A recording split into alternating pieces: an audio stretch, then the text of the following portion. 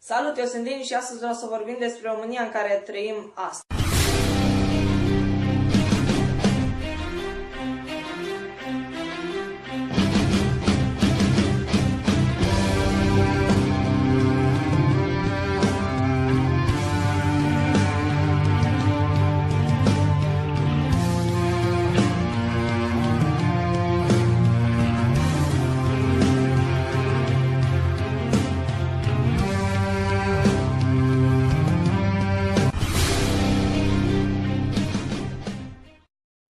Bun, ceea ce m-a determinat să încep acest subiect este că un prieten de-al meu, acum câteva zile, a scris un citat ceva de genul "Fac România". Este un prieten de-al meu care este nemulțumit de România actuală și singurul lucru pe care îl face este să se plângă de asta, zicând cuvinte ca și "fac" sau "du-te dracu" sau chestii de genul ăsta care ar sublinia România. O chestie care nu mi se pare deloc de acord. Dacă tu vrei să faci ceva în a schimba România, nu doar să te plângi. Așa nu se va schimba absolut nimica. Atunci când am văzut asta, i-am băgat un comentariu pe Facebook zicând ceva de genul că dacă tu o să te schimbi, o să se schimbe și ceilalți din jurul tău și o să aveți o șansă să trăiți într-o lume mai bună. Așa cum vrem și noi și așa cum vrei și tu. Cel care urmărești, dacă ești român. După aproximativ o oră după ce i-am trimis acel comentariu pe Facebook, mi-a dat un mesaj pe privat zicând că eu am gândiri comuniste. Ceea ce după mine nu mi se pare deloc adevărat, pentru că eu am subliniat idei care să te facă să te revolți în România care trăim astăzi și să încerci să faci ceva pentru a schimba lumea în care trăim, nu doar să stai ca prostul plângându-te de asta. Lucru care, după mine, nu este deloc o gândire comunistă, ba dimpotrivă o gândire democrată, care merge înspre un viitor mai bun și în care toți să fim egali.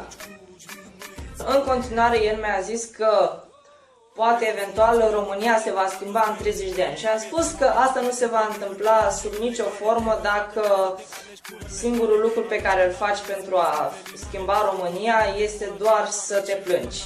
Dacă vrei să schimbi ceva, încearcă să acționezi într-un fel sau altul. Nu te baza pe oamenii de sus crezând că o să se schimbe ceva. Aici, în continuare, există mai multe moduri de a schimba România, din interior și exterior.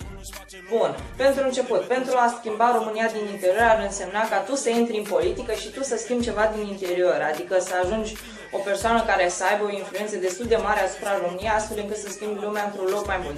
Deși cel mai probabil vei fura și tu, pentru că va fi tentația și nu e prea drăguț să primești un salariu de între 20, 30, 40 sau 50 de milioane, ținând cont că tu poți să decizi anumite chestii din România. De asta probabil că vei fura până și tu. Dar dacă începi să schimbi și tu ceva în România, atunci... Sau, partea a doua, poți să schimbi România din exterior.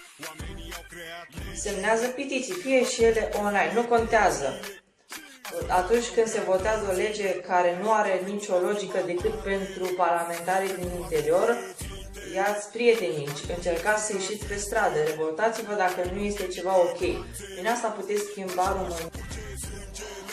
El, atunci când a auzit că am spus aceste lucruri, sau mai bine spus, a văzut, pentru că convorbirea a fost înscris, mi-a zis că nu e nicio șansă să se schimbe România prin revolte sau chestii de genul ăsta, lucru care mi se pare o adevărată prostie.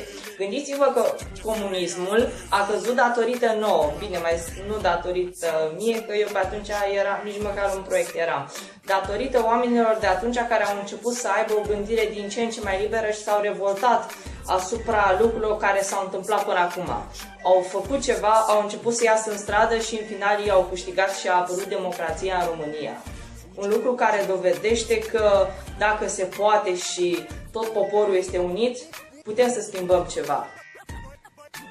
Dar aici vine partea proastă. Poporul este împărțit în două mari categorii. Poporul care are o gândire liberă și are și o gândire inteligentă, aș putea să spun, și poporul care votează pe persoanele care dau mai mult ulei. Aici taberele sunt împărțite în două. În general, poporul inteligent este format din tineri. Ca atunci când a fost incidentul cu colectiv, cei mai mulți au ieșit tineri în stradă, nu oamenii bătrâni. Nu că ar însemna că toți oamenii bătrâni sunt proști, nu cred așa ceva. Vreau doar să spun că bătrânii sunt o parte destul de mare care fac aceste lucruri și votează oamenii care dau mai mult ulei sau sunt manipulați de către mass media. Oamenilor inteligenți este din ce în ce mai mare și suntem din ce în ce mai numeroși. Asta înseamnă că dacă majoritatea poporului va fi inteligentă sau aproape toată populația României va fi inteligentă, asta înseamnă că putem să fim uniți și să votăm chestii sau să ieșim în stradă sau să facem în așa fel încât să fie bine pentru noi.